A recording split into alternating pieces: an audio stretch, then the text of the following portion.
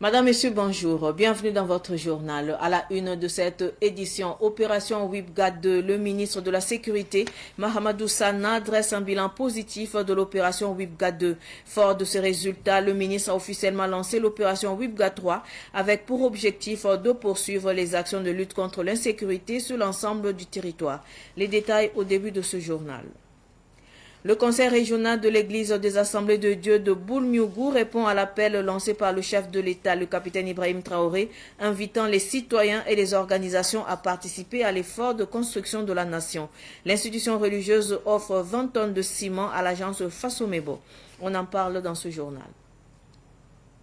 Opération WIPGAD 2, plus de 1700 personnes interpellées et 140 millions de francs CFA d'amende recouvrées.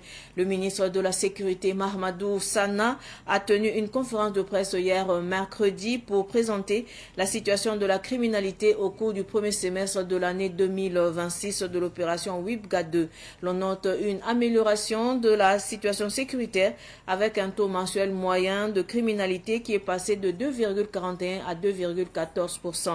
À cette occasion, le ministre de la Sécurité a procédé également au lancement de l'opération WIPGAD 3. Écoutons-le. Pour la question du port de casque, nous sommes toujours sur la phase de sensibilisation. Depuis 2024, janvier 2024, nous sensibilisons. Mais comprenez avec moi que nous ne pourrons pas continuer à sensibiliser. Nous avons notre guideline que nous allons lancer pour que ce port de casque soit obligatoire. Quand vous prenez uniquement que les statistiques, si ma mémoire est bonne, en mai, nous étions à 148 décès. Uniquement les décès sur place, c'est-à-dire les décès constatés au lieu d'accident. 148. Et cela, on ne prend pas en compte ceux qui sont peut-être qui ont pu rejoindre les hôpitaux et malheureusement après ont succombé suite aux blessures. En juin, nous étions à 91 décès. Mensuellement, nous sommes autour de 1700-1800 accidents par mois. Et cela nous interpelle. Nous avons prêté serment de protéger la vie des populations. Et toute menace, qu'il s'agisse des accidents, nous avons l'obligation de trouver toutes les stratégies pour pouvoir atténuer ces accidents. Certes, le port de casque n'est pas seulement le seul facteur. Nous invitons les populations à réellement porter leur casque. Nous avons fait, il y a un mois de cela, nous avons fait le sondage.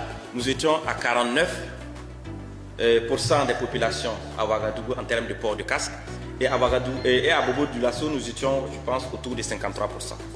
Donc, nous avons nos délais, nous sensibilisons, mais nous allons un jour nous lever un beau matin et exiger que les gens portent leur casque. Soit tu portes ton casque, et tu prends la route, soit tu refuses de porter ton casque et puis tu ne circules pas. Ou bien tu marches. Parce que bon, voilà, jusque là, je pense que c'est les piétons qui sont exemptés. Le conseil régional de l'église des Assemblées de Dieu de Boulmiougou soutient l'agence Fasomebo avec 20 tonnes de ciment. Par cette contribution, le conseil régional répond à l'appel du chef de l'État, le capitaine Ibrahim Traoré, à contribuer à l'effort de construction de la patrie. La remise a eu lieu ce matin à Ouagadougou. Les détails avec Abdoulaye Kinda.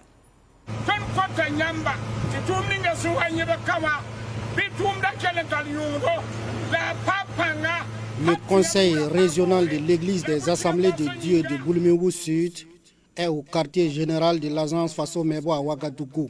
En plus d'aider à travailler, les membres du conseil ont mobilisé 20 tonnes de ciment comme contribution. L'initiative des responsables de Burkina Faso pour instaurer Fasomebo est vraiment quelque chose de très louable. Vous voyez, un président d'une puissance disait: ne demandez pas qu'est-ce que l'État ou qu'est-ce que le pays peut faire pour vous. Demandez toujours qu'est-ce que je peux faire pour le pays.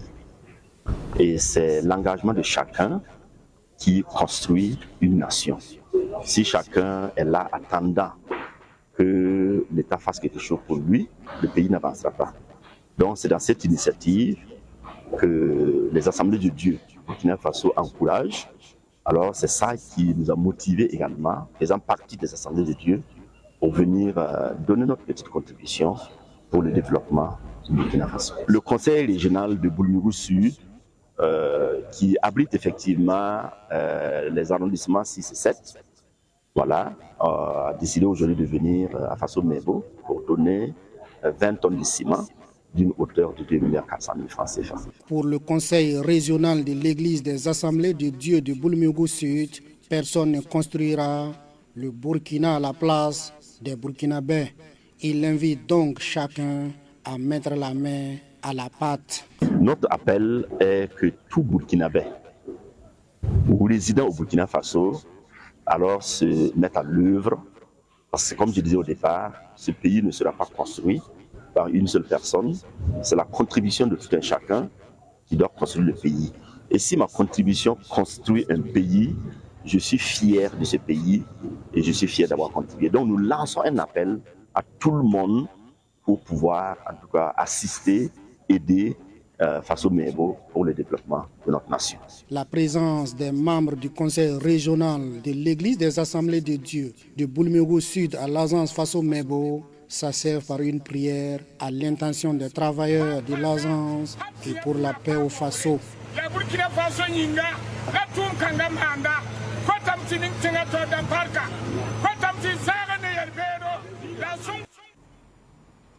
Direction Bobo Dioulasso, chants et prières ont rythmé l'arrivée de Saïdatou Safia Ibrahim Niass à Bobo Dioulasso. La vice-présidente de l'association Jamiatou Ansarouden et fille du cheikh Ibrahim Niass du Sénégal était accueillie par les membres locaux de l'association. Une visite placée sous le signe de la paix, de la solidarité et de la cohésion sociale. Le point avec Nongasida Thomas Sondo de Savane Média Ouest. C'est une arrivée mémorable qui a mobilisé de nombreux fidèles à l'entrée de la ville de Bobo Dioulasso. Entre chants religieux et bénédictions, les membres de l'association Jaouya Charité ont tenu à réserver un accueil particulièrement chaleureux à Saïdatou Safia Ibrahim Niass. Pour la vice-présidente de l'association, ce déplacement au Burkina Faso est avant tout un retour aux sources pour consolider les liens de fraternité. Je suis très contente de venir encore à Bobo une fois de plus. En tant que vice-présidente nationale de Jamiatou Ansarou Fayda, qui a été prêt pour mon frère, qui est pour but de rassembler tous les musulmans dans l'amour, la solidarité, la fraternité et le social. C'est pourquoi je suis revenue encore pour voir l'association comment ça s'est marché et faire la ziar à tous les musulmans qui sont là-bas au Bobo.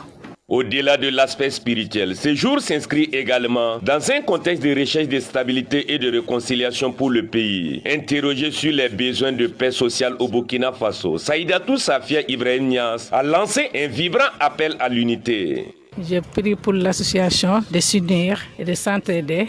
Et je prie pour le peuple burkinabé, le pays de Burkina Faso, la stabilité et la paix, l'amour, la fraternité. Pour les membres locaux de l'association, la présence de la fille de Cheikh Ibrahim Niass est une immense source de joie et de motivation. Ils appellent à une mobilisation constante tout au long de son séjour pour l'accompagner dans sa mission. Saïdatou Safia, fille de notre grand cheikh Ibrahim Niass, est arrivée à Bobo Dioulasso. C'est un immense honneur et un réel plaisir pour nous de l'accueillir. À cette occasion, nous lançons un appel à tous les membres de l'association afin qu'ils sortent massivement pour nous accompagner tout au long de sa mission dans un esprit de convivialité, de fraternité et de paix. Ensemble, réservons-lui un accueil chaleureux et faisons de ce séjour une réussite. Cette visite spirituelle et humanitaire promet de renforcer durablement les actions sociales de l'association Jaouya Charité au Burkina Faso et en particulier dans la région du Guirico. Actualité sportive de cette édition, le tournoi qualificatif pour la phase finale de l'Afrobeat U18 se poursuit à Ouagadougou au Palais des Sports de Ouaga 2000 pour le compte de la zone 3. Hier soir, pour sa deuxième sortie, l'équipe masculine du Burkina Faso n'a pas tenu face à celle du Nigeria. Score final 98-54. Sylvain Zinké, ancien joueur de basketball, s'exprime au micro de Ruben Wilson Kodjo. Là où on a pêché, c'est d'abord, on a l'impression que nos jeunes sont plus jeunes. Ça, c'est un phénomène qui est réel. Donc, face à une équipe qui semble un peu plus physiquement plus solide, plus au point, plus expérimentée et tout. Voilà, donc on ne va pas remettre en cause l'âge, mais on a l'impression quand même que Ils ne sont pas forcément dans les mêmes standards d'âge. Mais qu'à cela ne tienne, on dira que le jeu nigérien est beaucoup plus tactique, beaucoup plus physique, beaucoup plus organisé. Voilà, basé aussi sur beaucoup d'expérience parce que c'est une équipe qui sort beaucoup, qui a eu beaucoup de compétitions à l'international. Donc probablement qui ont commencé à jouer en U15, U18. Bon, quand on regarde chez nous, a priori depuis des années, bon, c'est un peu la première fois qu'on a des U18, une compétition à leur honneur pour les éliminatoires. Ils sont tout nouveaux, ils n'ont pas d'expérience. Ils ont du potentiel, ils ont bien joué, mais physiquement aussi, voilà, ça a un peu péché. Ça rappelle un peu qu'il faut vraiment continuer de travailler, préparer la relève, à la base surtout. Ne pas commencer à U18, commencer à U13, U15.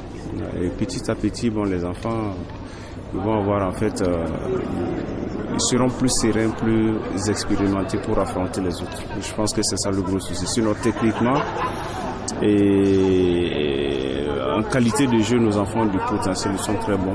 Voilà, je sais que sur le tournoi, ils font partie des meilleurs, mais ça ne suffit pas. Voilà, il y a l'expérience et puis il y a l'organisation du jeu, il y a le vécu. Voilà, donc il y a beaucoup de choses. Toujours pour le compte de l'Afro-Basket U18, les matchs se poursuivent ce soir au Palais des Sports de Ouaga 2000.